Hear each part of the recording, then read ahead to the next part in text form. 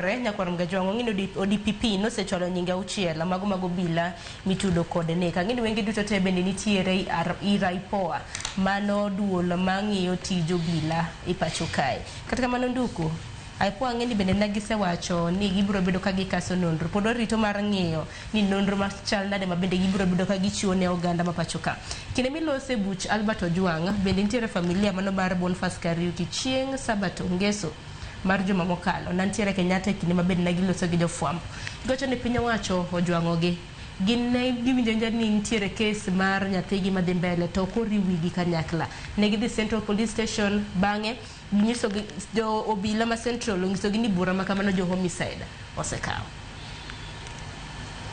ng'eni wach Ojwang' gima Isaac wacho mano en mana one area my investigation emanyo bedo finished ngeche ni investigation gi nyen ma Central to Kenyatta to Thomar Albert koro akiani lead investigator makanyo mane kama gikie or nitie kama gini nookie nitie strings mapodi kodonjo ka to mano to abro weyo mondo wanen gi conclude nane nikech problem one ma I'm glad kenda nyalo wacho ni jika nangiso ji ni gima paro ni DIG gima nyalo tere oke na political demand to strings malongo to den conspiracy or bedo ni jok manetiyo no luore but you in excess of their working line. But Gimagimi are not any manner from Central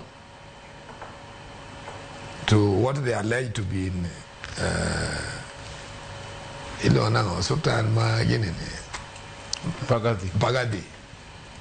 To good work a Terry City Mochari. Mane the result Magigolo. Podo Kenny Dipa Enya. Mapode Wanyalo a proper investigation has been done. Proper investigation poko team wacho ni pod gidi nyime.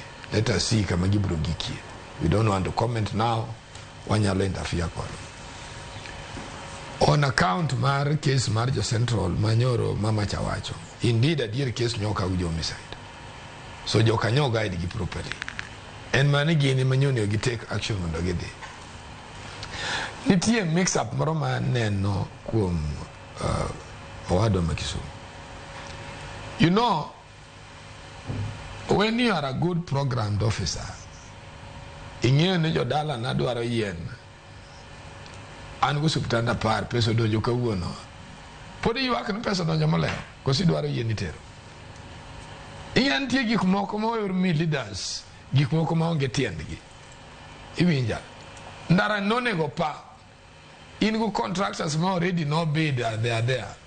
Podi irito no pesa no pesa viro maleo kosi itijine ma flag out. Ingen tigi moko mo or miji chance ma kwalo pesa. Is either they are working or they are not working. And that one is something that must be forgotten completely. Leadership mar Kenya nya career yu medira. It doesn't matter when pesa comes in. Structures are there. Don't you go to the office every day? Don't they eat allowance? It doesn't matter person unity salary chamasani. They will pay through the bank. You see, that is a way of my equal of pesa kind of mock window. Geek mock of planning are there. And the Yogi meeting pile. Karagiberu meeting magano. Karagil go offices go capesubira give to get work pesa mundo. You see, let us be sensible in our discussions.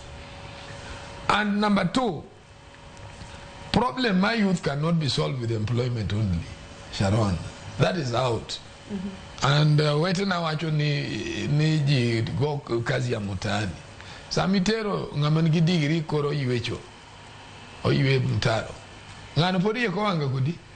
Kosendo ko solve problem ni kejo ida lofaja. You see, let us just agree ni one manyako rectify in our education program. We're very creative. Nikech education ku educate maber buju idu degree mang'eny. They will formulate companies which will absorb many people. We love research institutions.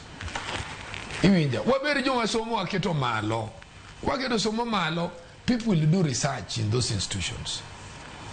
People will earn money. People will be innovative. Kazi Mtaani na a question moroma wachono for what to do. Nikech do talk nyal kala with the university do talk nyal you better proper education. But kwa nyal kete na big thing menyaka watim. You understand? And gi mang'eny ek nyalo rie piny ng'ato dak maber ochiemo malong'o kotuo thiedhore somo no malo nikech somo brings all these things manyalo tieko these problems. To ka somo ni wadwa deyo kamwadhiyo onge Sharon, I can assure you whether we caution everybody 10 years kata president mano biro kinwa blame gimwa warang in education nikech kwa bedo gi education ma proper will have engineers.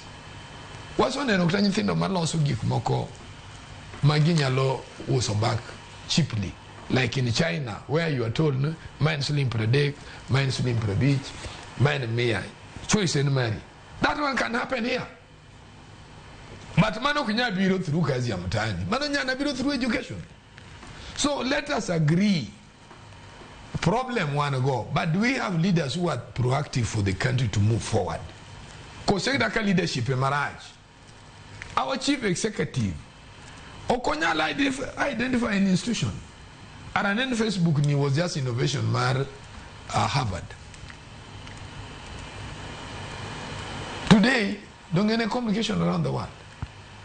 Students are not innovative. So, if we encourage education, we can do more. Nyithi wanyocha chiemo kae maberi wachimag mutandao. Instead of thanking them, no, gibere joma creative, one other taxi. You see, those are the areas manukela problems. Kigimangata wajon ana fight with my own mind. Why should the government tax me? Why can the government just help me out to build more? You see, nitigi kumokoma you appreciate and you build. Mago gikuma education emanya luchiwo. Sanidonyo we would have been doing a lot of research. To me, I don't know why. Why security? Taso wachojuang.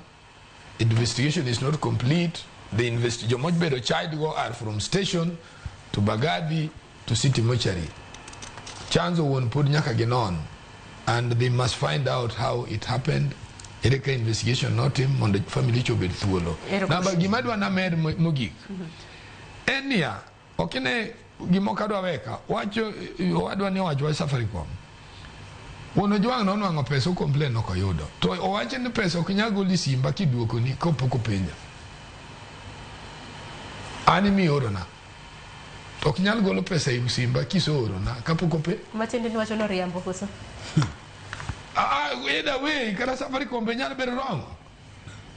So ingeni gi mami on kara security should be thinking really which country went here. Apparently I think we've had a good discussion. Number two, and watch matter for example demonstration